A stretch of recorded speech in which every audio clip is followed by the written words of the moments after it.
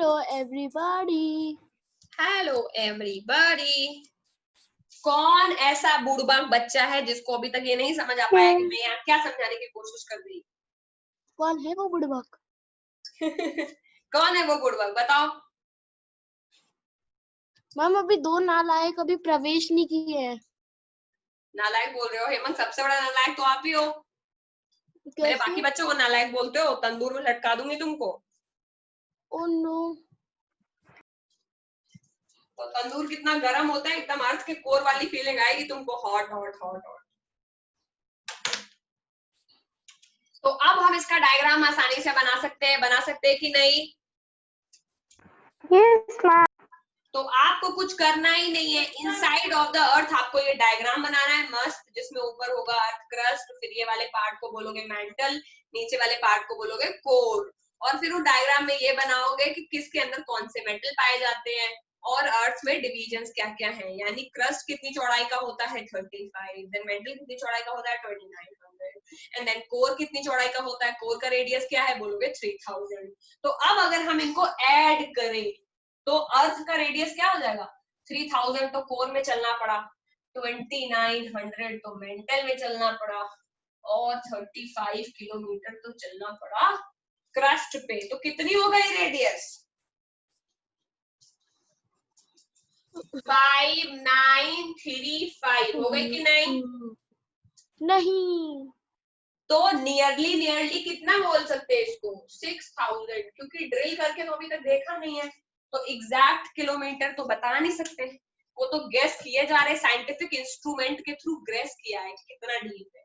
तो scientific instrument के through पता चला तो नियरली 6000 किलोमीटर है, और अगर हमने इसको ऐड करके देखा तब भी हमको उतना ही मिल रहा है 5925 के आसपास। समझ गए कि नहीं? Yes ma'am. Very good. तो अब अर्थ में हम बात करते हैं रॉक्स एंड मिनरल्स की, कि किस किस तरह की रॉक और मिनरल्स अर्थ में पाई जाती है। नाम बताओ, पता है? यस मैम पता है। बोलो फिर फटाफट। Sedimentary rock, igneous rock, okay metamorphic rock भी होता है। ओके, रॉक क्या होता है पहले यही बता दो। मैम हाँ बेटा। मैम नेचुरल मटेरियल के बड़े बड़े चार और मेरे मैम जो अर्थ का क्रस्ट बनाते हैं उनको रॉक्स। ठीक है, जैसे ये है आयरन, ठीक है, तो ये आयरन अभी थोड़ा सा है, थोड़े 2-4 डॉट्स में पाया गया है। इस आयरन को और ज्यादा ढेर सारा आयरन ले आओ, और ये ढेर सारा आयरन लेने के बाद में ये एक आयरन की रॉक मान लो बन गई। तो कहने का मतलब ये है रॉक इज दी क्या है, कलेक्शन ऑफ नेचुरल मिनरल। सही बात है कि नहीं? तो रॉक कुछ और नहीं है, ये एक कलेक्शन है नेचुरल मिनरल का। तो मिनरल 1 ग्राम 2 ग्राम मिनरल से रॉक नहीं बनेगी, बहुत बड़े ढेर सारा मिनरल बनाओगे तब जाके एक बड़ी चट्टान बनेगी। तो rock is a collection of natural mineral used to make earth crust.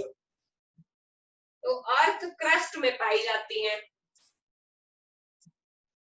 Used to make की जगह आप ये भी कर लेते हो विच आर फाउंड, क्योंकि हमने बनाते तो है नहीं। तो which are found on earth crust लिख पाओगे? लिख लो इसको, और खुद से अपनी एक रॉक बना लो, और उस रॉक का नाम रख लो हेमांग, यशवर्धन, अथर्व, साक्षी रॉक। तुम लोगों ने खुद बना ली, ये मेरी रॉक है और इसमें मैंने मिनरल डाला है। अब इस मिनरल का नाम मुझे खुद नहीं पता, क्योंकि ये मेरी रॉक है, आयरन और एल्यूमिनियम, और इसका नाम मैंने रख दिया सैम रॉक। तो सैम मिनरल से बनी है सैम रॉक। समझ गए? तो rock is nothing but the collection of natural minerals which are found on the earth crust. किस किस को ये बात समझ आ गई? मुझे। तो अब ये कितने टाइप के होते हैं? अब सबसे पहली चीज तो ये, इसमें और बोलोगे फिर ये सारी रॉक एक तरह की होंगी क्या? बोलो नहीं, दे आर डिफरेंट। किस तरह फिर अलग है ये? They are different in they are different, कैसे अलग अलग है? They are different in their colour, कोई रॉक है जो रेड कलर की है, कोई ब्लैक कलर की है, they are different in their colour. कोई रॉक है बहुत बड़ी है, कोई रॉक थोड़ी छोटी है, तो they are different in their colour, they are different in their size and texture. Texture का मतलब क्या है? स्ट्रक्चर। टेक्सचर का मतलब किस मटेरियल से वो बनी है। तो कोई जैसे रॉक, अगर कोई यहाँ पे गया होगा, अभी तक रेड फोर्ट कोई गया है? मैं रेड फोर्ट रेड क्यों है? क्योंकि वो रेड सैंडस्टोन से बना है, लाल कलर के पत्थर से बना है, इसलिए उसका नाम है रेड फोर्ट। ऐसे ही कोई वहां गया है ताजमहल? ताजमहल व्हाइट कलर के मार्बल से बना है। तो ताजमहल बना है व्हाइट मार्बल से और रेड फोर्ट बना है रेड कलर के सैंडस्टोन से। तो ये है आपका रेड सैंडस्टोन, ऐसा होता है रेड कलर का, और मार्बल आपका ऐसा होता है व्हाइट कलर का। तो देखो, एक तो दोनों के कलर में अलग अलग है, तो वही बात वो ये बोल रहे हैं कि रॉक बहुत तरह की हो सकती है, हो सकता है उनका कलर अलग हो, तो रेड सैंडस्टोन रेड होता है, व्हाइट मार्बल व्हाइट होता है। फिर दूसरा उनका साइज अलग हो, सैंडस्टोन बड़े बड़े आते हैं, मार्बल साइज तो खैर कंपैरेबल है, ऊपर नीचे ही होता है थोड़ा, रेड सैंडस्टोन का छोटा होता है, मार्बल और बड़ा होता है। और अगर टेक्सचर की बात की जाए तो ये मार्बल है, ये सैंडस्टोन है। मार्बल मतलब संगमरमर, और सैंडस्टोन का मतलब, sandstone is a type of mineral जो एकदम, जिसका टेक्सचर ईंट गिट्टी से मैच करता है, रेड कलर का होता है, बट बड़ी बड़ी लाल कलर की बालू वाली चट्टानें, तो तभी इसका नाम सैंडस्टोन है कि बालू की बड़ी बड़ी चट्टानें होती। हाँ पूछो बेटा। मैम मैंने ना स्कूल में इसका काम भी कर रखा है कॉपी में। अच्छा, वेरी गुड। तो यूएनए इसी भी कर रखा है मैंने। ठीक है बेटा, तो हम इससे ये कह सकते हैं कि जो रॉक होती है वो नेचुरल मिनरल का कलेक्शन होती है, अर्थ के क्रस्ट यानी अर्थ के सरफेस के ऊपर पाई जाती हैं। और सबसे बड़ी बात ये है कि ये अलग अलग कलर की हो सकती है, अलग अलग साइज की हो सकती है, और अलग अलग चीजों से बनी हो सकती है। फॉर एग्जाम्पल मार्बल यानी संगमरमर से बना है मार्बल, व्हाइट मार्बल, और रेड सैंडस्टोन का टेक्सचर अलग है क्योंकि वो सैंडस्टोन से बनी है। तो एकदम अलग है, दोनों को जाके सर्च करना कि रेड फोर्ट में कौन सी चट्टान का यूज किया गया है और ताजमहल में कौन सी रॉक का यूज किया गया है। दोनों को आप जब सर्च करोगे तो बहुत मजा आएगा देखने में, ठीक है। अब ये कितने तरीके की होती है, तो अब हम पढ़ेंगे टाइप्स ऑफ रॉक्स। केवल आज नेम ही पढ़ते हैं, नेक्स्ट क्लास में इनको डिटेल में पढ़ेंगे। कैसी कही?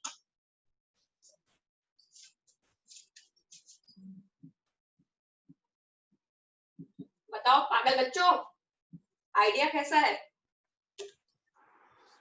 अच्छा है। मैम बेहतरीन। बेहतरीन। There are three Great. types of rocks. 3 तरह की होती है, क्या नाम है? Igneous rock, sedimentary rock, metamorphic rock. सबसे पहली है इग्नियस रॉक, अगली है मेटामॉर्फिक रॉक्स,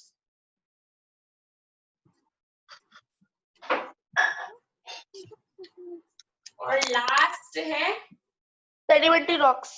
सेडिमेंट्री रॉक्स। ठीक। इग्नियस रॉक्स बेटा वो रॉक्स हैं जो कहाँ पाई जाती हैं?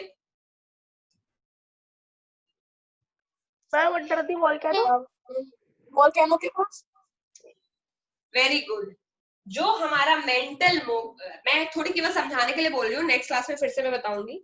देखो अब समझने वाली बात इसमें ये है कि जो अर्थ है हमारी, मैंने बताया ना बॉल के अंदर बॉल, तो सबसे ऊपर फुटबॉल के अंदर रखी है हमने एक क्रिकेट की बॉल, और क्रिकेट की बॉल के अंदर हमने रखी है टेनिस की बॉल।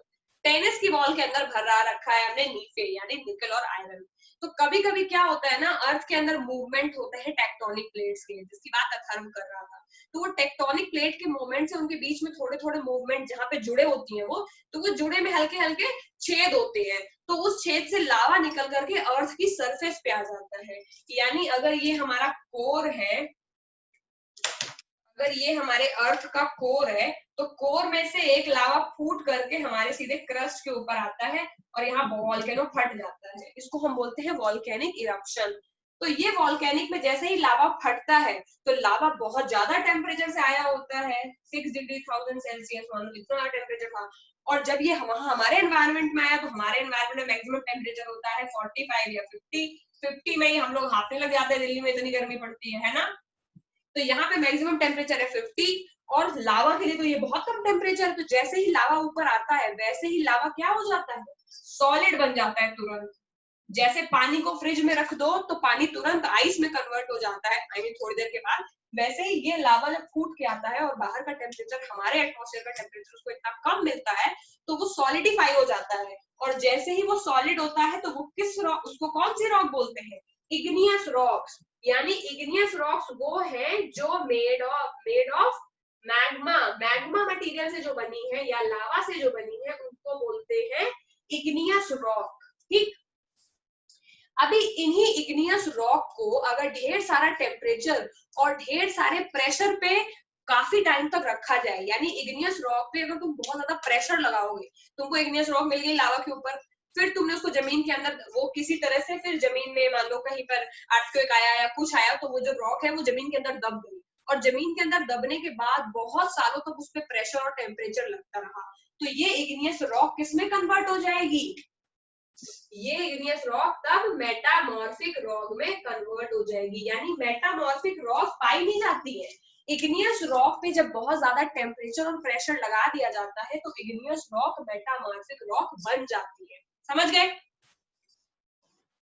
अभी मैं रॉक साइकिल पढ़ाऊंगी तब समझ में आएगा। यानी अगर मैं एक तरह से तुमको ये बताऊं कि एक रॉक इन तीनों रॉक में कन्वर्ट हो सकती है, इग्नियस रॉक मेटामॉर्फिक रॉक बन सकती है, फिर वही मेटामॉर्फिक रॉक सेडिमेंट्री रॉक बन सकती है, फिर वही सेडिमेंट्री रॉक फिर से मेटामॉर्फिक और इग्नियस बन सकती है। सही बात है। तो हुआ क्या, लावा धरती के ऊपर आ गया, यानी अर्थ के ऊपर आया, तुरंत कूल हो गया और एक रॉक में कन्वर्ट हो गया, उसका नाम है इग्नियस रॉक। अब वो इग्नियस रॉक मान लो किसी वजह से जमीन के अंदर दब गई, कहीं पे लैंडस्लाइड हुई, कहीं पे धरती फट गई, जमीन के अंदर दब गई, या ओवर द एजेस मान लो 1 करोड़ 2 करोड़ साल में अलग अलग जगह खुदाई हुई, वो नीचे चलती लगी दब गई, तो दबने के बाद वो क्या, उस पर टेम्परेचर और प्रेशर अप्लाई होगा तो वो इग्नियस मेटामॉर्फिक में कन्वर्ट हो जाएगी।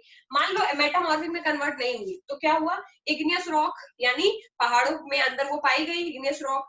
अभी वो इग्नियस रॉक में नदी पहाड़ों से चल रही है, नदी उस पत्थर उस चट्टान को बार बार उससे टकराती, मैं तुम लोगों को इस पोएम में भी पढ़ाती हूँ, बार बार चट्टान से टकराती और उसका एक आधा टुकड़ा तोड़ के अपने साथ ले जाती।